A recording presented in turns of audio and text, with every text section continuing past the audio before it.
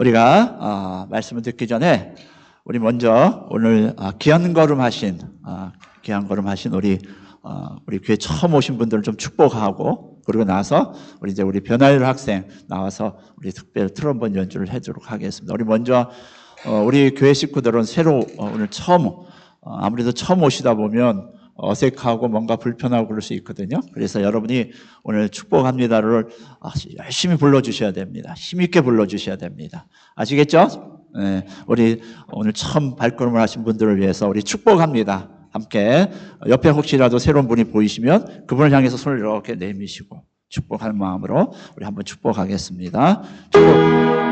축복.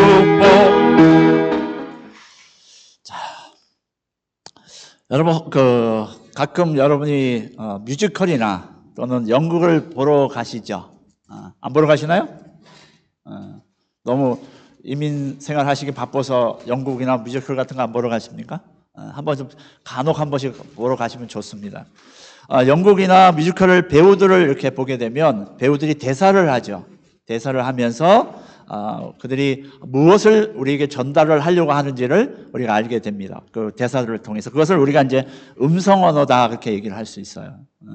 직접적으로 표현을 하는 거죠. 그런데 또 하나의 아주 중요한 배경이 있습니다. 그게 뭐냐면 상징 언어라는 겁니다. 배우가 직접 자신의 언어를 통해서 전달도 하지만 이 무대나 조명이나 주변에 있는 어떤 환경을 통해서 자신의 그 의사를 표현하고자 하는 메시지를 전달하고자 하는 것이 바로 이 상징 언어라는 겁니다. 여러분이 늘 우리가 말을 하죠. 저도 지금 말을 하고 있습니다. 그런데 우리가 보통 말을 하는 데 있어서 이 말의 전달력을 하는 데 있어서 이 음성 언어는 한 5%밖에 전달이 안 된다고 그럽니다. 그리고 이 억양, 예를 들어서 야, 밥 먹어! 하고 밥 먹었어? 이거하고는 전혀 느낌이 틀리잖아요. 그러니까 이 억양이 한 38%가 통해서 전달이 한 38% 된답니다. 그리고 비언어적인 요소들, 그게 뭘까요? 비언어적인 요소들. 저 사람의 얼굴 표정, 손짓, 뭐 이런 것들, 비언어적인 것들로 전달이 되는 것이 55%라고 그래요. 그러니까 우리가 어떤 사람을 만나서 대화를 할 때 그 사람의 말만 듣지는 않지 않습니까? 그 사람의 표정, 나하고 눈빛을 맞추고 있는지, 아니면 어떤 표정, 손짓을 하고 있는지에 따라서 그 언어를 우리가 습득하게 되는데, 이것을 바로 보이지 않는 언어, 상징적 언어라고 합니다. 예수님이 십자가에서 돌아가셨을 때, 그리고 3일 만에 부활하셨을 때, 그투벨이 예수님이 십자가에서 죽으시면서 당신이 엘리 라마 사막다니, 하나님 어찌하여 나를 버리십니까? 라고 하는 이런 언어들, 표현하는 언어들, 직접 표현하는 이 언어들 뿐만이 아니라 그 예수님이 십자가에서 돌아가실 때 주변에 일어나는 사건들을 통해서 하나님께서는 뭔가를 말씀하고 계셨다는 겁니다. 여러분, 이거 보통 우리가 부활절 하면 예수님의 십자가와 부활, 고난, 이것에 초점이 맞춰져 있는데, 저는 오늘 저와 여러분이 예수님께서 말씀하신 하나님께서 말씀하신 직접적인 언어보다도 그 주변에 일어났던 사건들, 그게 바로 기적인데 초자연적인 사건들, 그런 사건들을 통해서 하나님께서 우리에게 주시고자 하는 메시지를 한번 살펴보자는 겁니다. 그 예수님께서 십자가에 돌아가셨을 때에 그 보여주신 그 상징적 언어를 직접적으로 체험한 사람이 있습니다. 그래서 하나님께서는 이 상징적인 언어들을 통해서 마치 이렇게 말씀하시는 것 같습니다. 봐라, 이래도 예수가 하나님의 아들이 아니야? 십자가 죽음의 인류를 위해서 죄와 사망의 그 어둠에서 구원하기 위한 것 아니겠니? 라고 말씀하시는 하나님의 음성을 우리가 이 초자연적인 사건들을 통해서 알 수 있다는 겁니다. 굳이 말씀을 하지 않으셔도. 그래서 그 실제 현장 속에서 십자가 죽음의 전 과정을 지켜봤던 이 백부장, 당시 로마의 어떤 사형을 집행했던 장교죠. 이 백부장과 그 백부장을 따르던 주변의 사람들이 예수님이 십자가에 죽으시는 것을 보면서 정말 저 십자가에 죽은 분이 바로 하나님의 아들 예수구나, 메시아구나 라고 하는 것을 고백하는 것을 볼 수 있습니다. 마태복음 27장 54절에 보면 그렇게 말해요. 백부장의 고백입니다. 백부장과 및 함께 예수를 지키던 자들이 지진과 그 일어난 일들을 보고 심히 두려워하여 이르되 이는 진실로 하나님의 아들이었도다 하였더라 그렇게 얘기합니다. 그러니까 이 백부장은 예수님께서 십자가에 죽으시는 것을 실제 볼 뿐만 아니라 그 주변에 일어났던 예수님 십자가에 운명하시면서 그 일어났던 초자연적 사건들을 보면서 이건 하나님의 아들이면 아니면 일어날 수 없는 일이야 라고 스스로 고백을 했다는 겁니다. 목격자로. 그러면서 전승에 의하면, 전해오는 이야기에 의하면 이 백부장이 나중에 예수님을 영접하고 복음을 전하다 순교까지 했다고 하는 그런 전해오는 얘기가 있다고 합니다. 자, 그러면 구체적으로 십자가 주변에서는 어떤 기적의 사건이 일어났느냐, 초자연적 사건이 일어났느냐, 오늘 4가지의 초자연적 사건을 볼 수 있습니다. 그 첫 번째가 뭐냐면 한낮에 어둠이 나온 겁니다. 찾아온 겁니다. 이 한낮의 어둠, 다시 말하면 예수님께서 돌아가시던 그 순간에 갑자기 이렇게 허원했던 세상이 캄캄한 어둠이, 흑암이 그 지역을 덮었다는 겁니다. 이건 초자연적인 일 외에는 생각해 볼 수 없는 거죠. 예수님께서 오전 9시, 즉 3시에 운명하게 되시는데 운명하시기 전에 그 6시, 즉 정오부터 예수님이 돌아가시기 3시까지 온 세상이 어둠에 깜깜하게 쌓였다는 겁니다. 여러분, 우리가 생각을 좀 해볼까요? 이렇게 환하게 있다가, 날씨가 맑고 있다가 예수님이 운명하시기부터 시작해서 3시간 동안에 갑자기 이 하늘이 컴컴해졌다고 생각해 보십시오. 빛도 없이, 아무 빛도 없이 그냥 컴컴해졌다고 생각을 해 보십시오. 여러분은 어떤 마음이 드시겠습니까? 두려움이 오겠죠. 이게 정말 말세라고 하던데 정말 이 말세가 정말 오는가 보다. 뭐 이런 느낌들이 막 들을 거란 말이죠.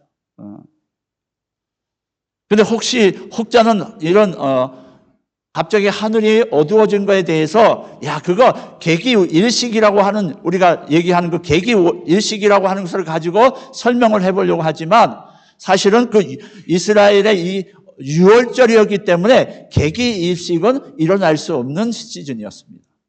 또한 어떤 사람들은 아프리카에서 불어오는 검은 어떤 열풍, 우리 가끔 여름 되면은 사막에서 열풍 불어오잖아요. 그렇듯이 중국에 황사가 오듯이 컴컴한 이렇게 사막에 바람이 불어서 그 당시 예수님이 십자가 죽으셨을 때 하늘이 컴컴해졌을 거야. 그렇게 얘기하는 사람도 있습니다. 그런데 그것도 예수님이 한낮에 캄캄해진 것을 설명하기에는 너무나도 부족한 거죠. 이런 것은 그 예수님의 하나님께서 당신의 아들임을 입증하기 위한 그 기적들을 받아들이지 않으려고 하는 사람들의 주장일 뿐이라는 거죠. 근데 성경에 보니까 한낮에 어두워진 이 사건에 대해서 그 사건을 기록했던 누가라고 하는 제자는 이 어둠에서 이렇게 묘사를 합니다. 어떻게 묘사를 하냐면 누가복음 23장 44절에 보니까 해가 빛을 잃고라고 되어 있어요. 그러니까 해가 지금 이렇게 해가 떠서 빛을 발해서 세상을 환하게 해줘야 되는데 갑자기 빛을 잃어버린 겁니다. 이렇게 빛이 있다가 저 전등을 끄면 세상에 어둠이 오듯이 세상이 온통 어두워졌다, 그렇게 얘기를 하고 있다는 거죠. 하나님이 직접 불을 끄듯이, 등불을 끄듯이 당시 그 햇빛이 빛을 멈췄다는 겁니다. 그러니까 하나님의 의도로서 이 기적적인 것들이 나타나고 있었다는 겁니다. 그러면 중요한 질문을 우리가 해볼 수 있죠. 왜 하나님은 그때 세상을 어둡게 하셨을까? 여러분, 여기 혹시 답을 하실 분이 계신가요? 왜 하나님께서 예수님이 운명하신 그 순간에 세상을 어둡게 캄캄하게 하셨을까? 뭔가 하나님의 뜻이 있긴 있을 것 같은데 여러분 뭐라고 생각을 하세요? 이거 맞추시는 분 제가 나중에 따로 밥 한 번 사겠습니다. 뭐라고 생각하세요? 왜 그런 일들이 벌어졌을까요?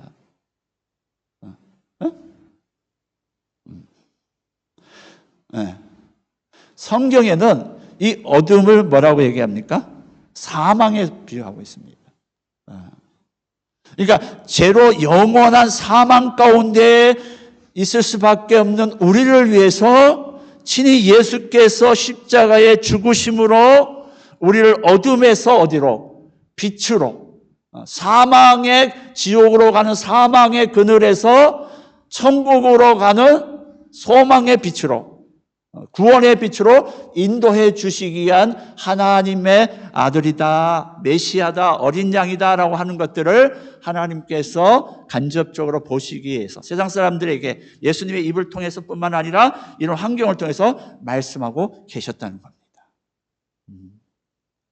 자, 그 다음에 또 한 가지 초자연적인 사건이 또 일어납니다. 그게 뭐냐면 성소의 휘장이 찢어지는 겁니다. 예수님이 돌아가시기 전까지만 해도 이 성소라고 하는, 특별히 지성소에 들어가는 것은 대제사장이, 지금으로 말하면 각 교단의 총회장쯤 되겠죠?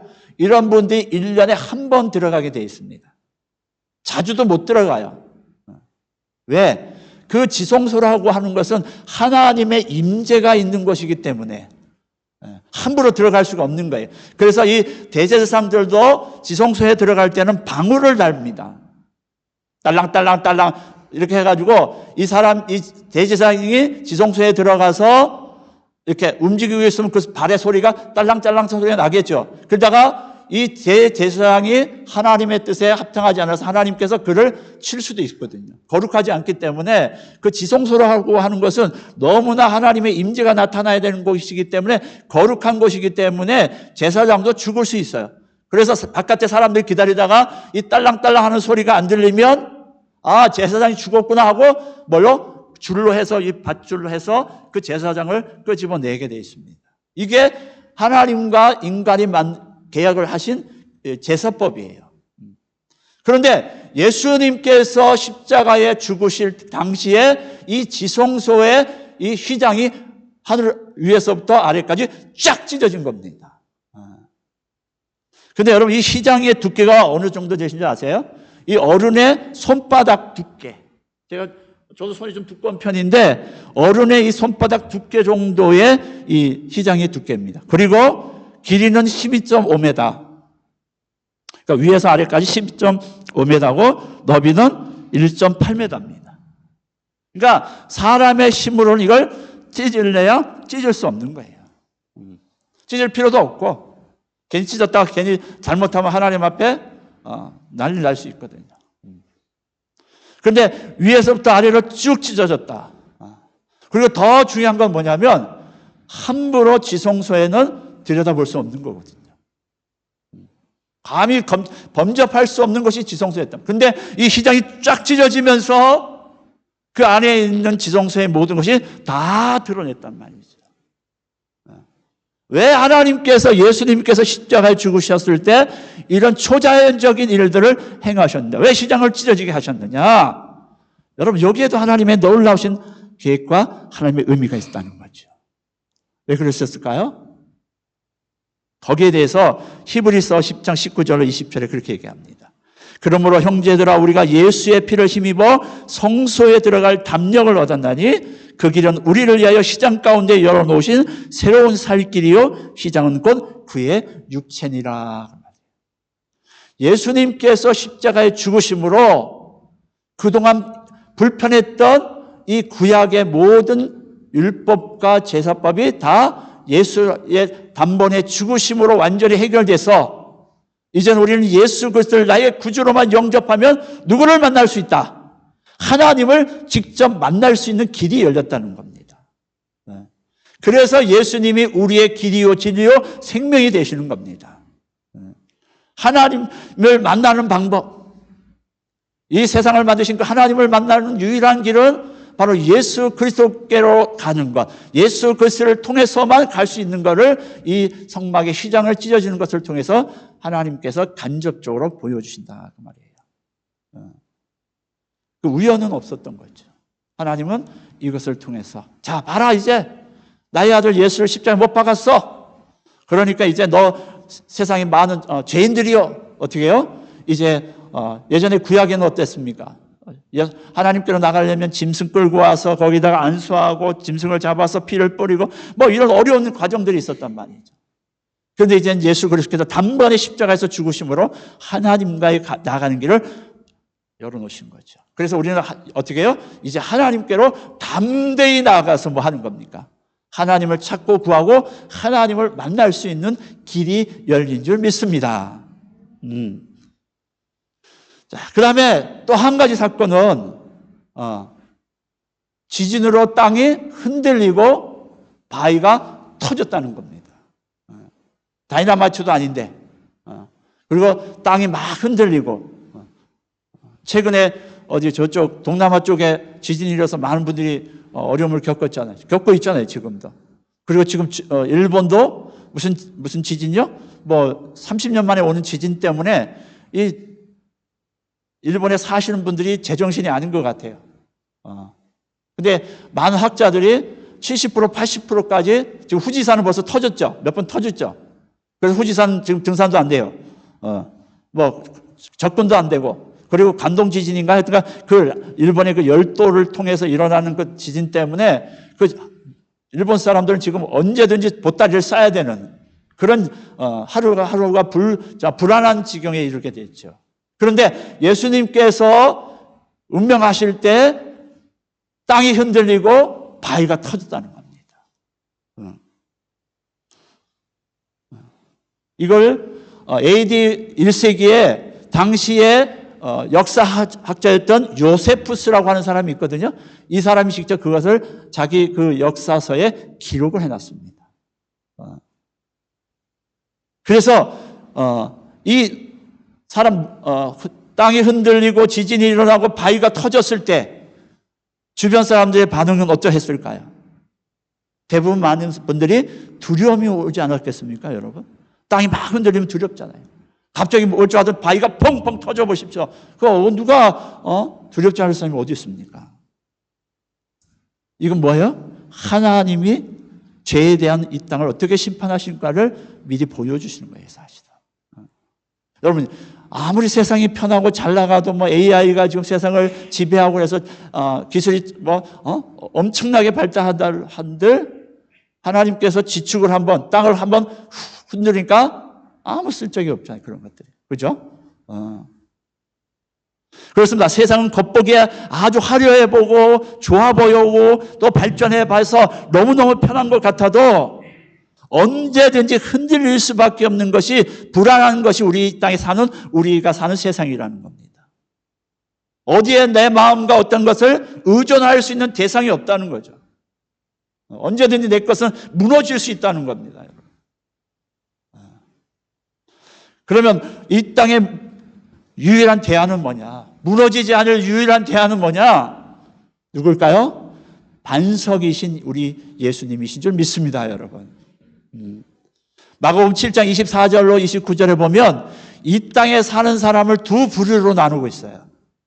어떤 사람? 반석 위에다가 나의 삶을 만들어가는 사람과 모래 위에 내 집과 내 삶을 만들어가는 사람 두 사람을 비유하고 있습니다. 그런데 이 반석 위에 세운 집은 비바람이 나고 홍수가 나고 여기서 비바람, 홍수는 우리가 이 땅에 사는 날 동안에 겪어야 되는 여러 가지 크고 작은 어려움들을 표현하는 거거든요. 우리가 이 땅을 살면서 여러 가지 인생의 어려움들을 겪잖아요. 갑자기 어느 순간 질병의 어려움이 올 수도 있고 경제적인 문제가 생길 수도 있고 자녀로 인한 문제가 생길 수도 있고 예상치 못한 일들이 우리가 수없이 경험할 수 있단 말이죠. 그랬을 때 그 모든 문제 가운데 가장 안전할 수 있는 게 누구냐? 반석 위에다가 내 인생의 집과 내 모든 계획들을 세워가는 사람들, 이게 가장 안전하다는 거예요. 여기서 반석은 누구예요? 예수 그리스도란 말이에요. 그러니까 이 땅의 유일한 답안은 뭐예요? 예수 그리스도 위에 내 모든 인생을 세워가는 겁니다. 아멘. 그리고 반대로 모래 위에 지은 집을 얘기하고 있는데 모래 위에 집 어떻게 해요? 비가 오고 바람이 불고 그러면 아무리 뭐 몇백만 불집 집이라도 다 무너져요. 최근에 어떤 요 뉴사우스웨일주에도 저 바닷가 비치에 있는 집들 얼마나 좋아요. 그죠? 정말 우리 다 부러움의 대상이잖아요. 그냥 베란다만 나가면 바다가 쫙 보이는 거, 이런 거 얼마나 꿈꿉니까? 그런데 그것 또한 어떻게 해요? 요즘은 해일과 이 파도 때문에, 최근에 어제 파도 때문에 굉장히 문제가 됐었죠. 시드니 파도가 너무 높아가지고 실종되는 사람도 많았고, 최근에는 우리 저 본다이 비치에 가면 아이스 브레이크라고 하는 아주 좋은 수영장 있잖아요. 세계적으로 유명한 그 수영장인데, 그것도 이 해일이 넘어와가지고 그 앞에 있는 카페들 다 박살난 거 여러분 아시죠? 매스컴을 통해서 다 들으셨잖아요. 그러니까 아무리 좋고 뭐 자신들이 최고라고 하지만 그 바닷물 하나 감당하지 못해서 다 이렇게 무너질 수 있다는 거죠. 우리 인생도 마찬가지입니다. 어느 순간 어떻게 될지 아무도 몰라요. 지금은 잘 나가는 것 같고, 지금은 여유가 있는 것 같고, 지금은 뭔가 아무 걱정이 없는 것 같지만 어느 순간 내일 한치의 앞을 내다볼 수 없는 삶이 우리 인생의 삶이라는 것이죠. 그랬을 때 과연 그 불확실한 이 인생의 길에 확실한 대안은 뭐냐? 바로 반석 위에 내 인생을 세우는 것. 바로 예수 그리스도 이외에 내 인생을 세워가는 게 이게 가장 안전한 투자라는 겁니다. 그래서 오늘 예수님께서 그걸 하나님께서 이 반석이 터지고 이 지진을 흔드는 이유를 통해서 그것을 말씀하고 계신 겁니다.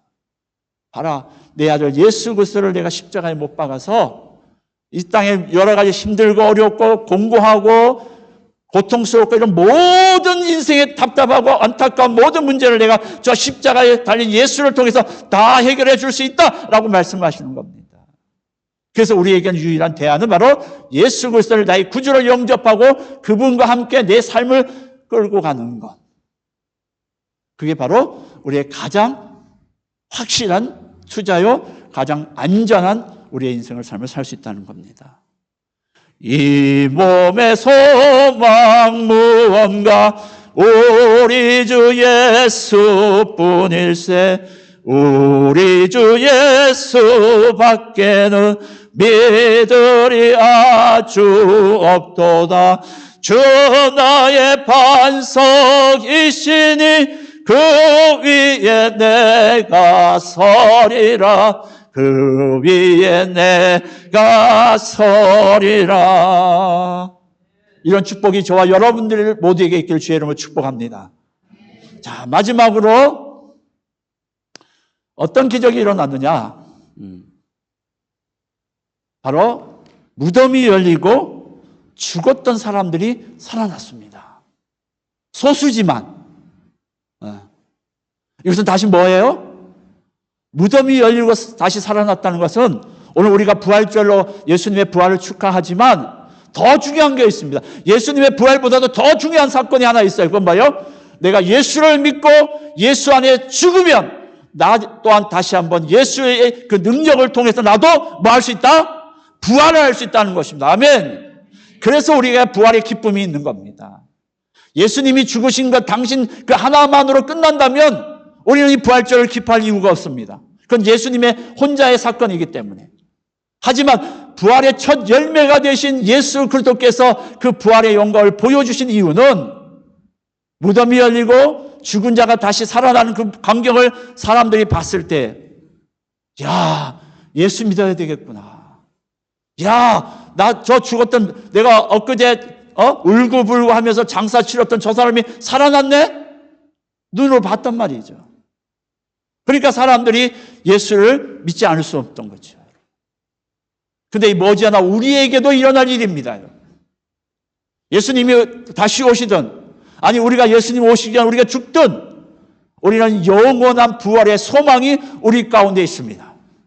그래서 이 땅의 삶이 좀 힘들고 어려워도 어떻게 해요? 이 땅을 담대히 살아갈 수 있는 겁니다. 즐겁게 살아갈 수 있는 겁니다. 이 땅에 좀 루저로 살고 있어도, 가진 거 없어도, 명예가 없어도, 권력이 없어도 괜찮아요. 왜? 우리에게는 그들이 갖지 못하는 부활의 소망이 있기 때문에 그렇습니다.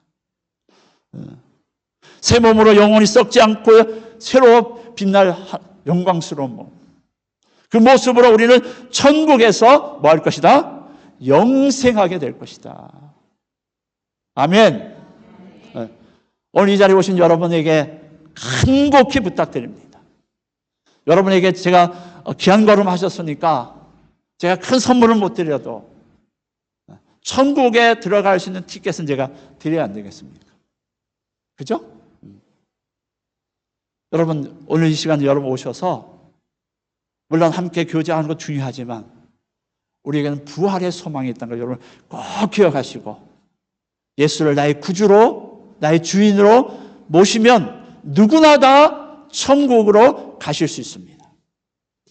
그렇기 때문에 여러분 예수를 나의 구주로 꼭 영접하시고 하늘의 소망을 가지면서 이 땅의 힘들고 어려운 일들을 잘 극복하시다가 여러분 이제 어차피 저나 여러분은 이 땅의 삶을 마감할 때가 옵니다.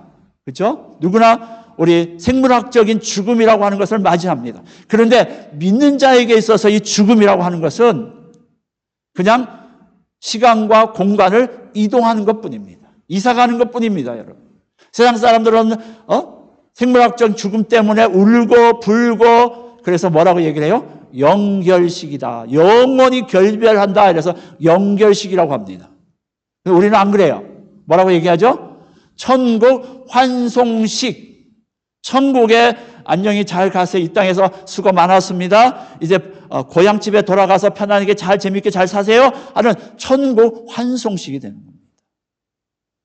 그렇기 때문에 우리에게는 기쁨이 있고 즐거움이 있는 겁니다. 죽음도 우리는 두렵지 않는 겁니다. 그것을 위해서 예수님께서 우리에게 부활의 첫 열매가 되셔서 자, 나를 믿는 자는 이렇게 나처럼 부활된다 라고 하는 것을 보여주시는 겁니다. 여러분, 나무에 첫 열매가 맺혀지면 나머지 열매가 맺혀질까요? 안 맺혀질까요? 당연히 다른 열매들도 그 나무에서 열매가 맺혀지게 돼 있죠. 그런데 첫 열매가 열매를 맺지 못한다 그러면 그 나무는 열매를 맺을 가능성이 없는 거죠. 근데 그 첫 열매가 맺어졌다? 그러면 그 열매는 반드시 열매를 맺는 나무인가 분명하다는 거죠. 그러니까 우리 예수님께서 부활의 첫 열매가 되셔졌다는 것은 바로 너희들도 이렇게 부활할 수 있다고 하는 모델을 보여주신 것입니다. 그렇기 때문에 오늘 이왕 여러분 귀한 걸음 하신 분들 또 우리 평생 예수를 믿는 우리 모든 믿음의 동력자 여러분 오늘 이 2025년 부활의 이 아침에 주님께서 우리에게 첫 부활의 열매가 되어주신 것을 감사하고 기뻐할 뿐만 아니라 나 또한 그 부활의 영광 가운데 들어갈 수 있다는 확신을 가지시고 이 땅의 모든 어려움들과 힘든 것들을 이겨내시며 끝까지 견뎌내서 주님 앞에 부활의 영광에다 참여하시는 우리 모든 은혜의 가족들과 오늘 새로 오신 우리 모든 가족들 되시기를 주의 이름으로 축복합니다. 기도하십시다. 좋으신 하나님 감사합니다. 오늘 우리 가운데 부활의 그 소망 가운데 다시 한번 힘을 얻고 비록 이 땅의 삶이 힘들고 어렵고 때로는 예기치 못한 일들로 불안한 이 땅을 살아가지만 우리는 지금 당장 죽어도 저 하늘에 소망이 있다는 사실을 믿고 나갈 때 이 땅이 두렵지 않고 우리 안에 힘든 것들이 두렵지 않고 우리가 이 땅을 담대히 살아갈 수 있는 줄 믿습니다. 하나님 오늘 그것을 기뻐하고 즐거워하며 또 우리가 다시 한번 영원한 나라에 갈 것을 부활의 소망을 품는 새로운 부활의 소망에 확신에 찬 이 부활절이 되게 하시고 우리 함께 믿음의 교제를 나눌 때에 주의 성령께서 오늘 처음으로 귀한 걸음해 주신 우리 모든 분들 가운데 이 부활의 소망을 다시 한번 소망 가운데 품고 예수 그리스도를 나의 구주로 영접하는 놀라운 시간이 될 수 있도록 성령님 역사하여 주시옵소서. 그래서 우리가 함께 즐거워하며 손잡고 기뻐하며 찬송 부르며 주님을 맞이하러 가는 죄들 되도록 축복하여 주옵소서. 오늘도 함께해 주심을 감사하고 우리를 구원하신 예수님의 이름으로 감사하며 기도하옵나이다. 아멘. 우리 다 같이 일어나시겠습니다.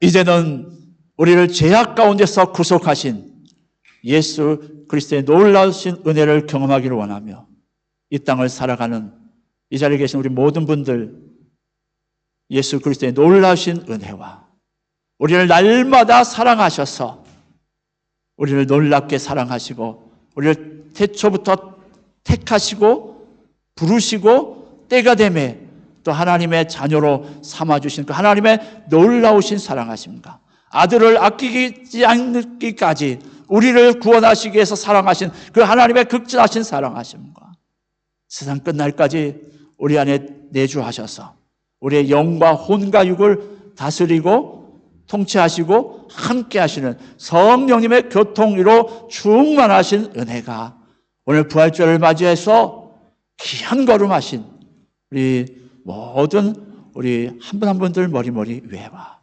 저들의 가정과 직장과 사업장 위에 또 하나님 모든 계획들 위에 이제로부터 영원토록 함께 계실지어다. 아멘.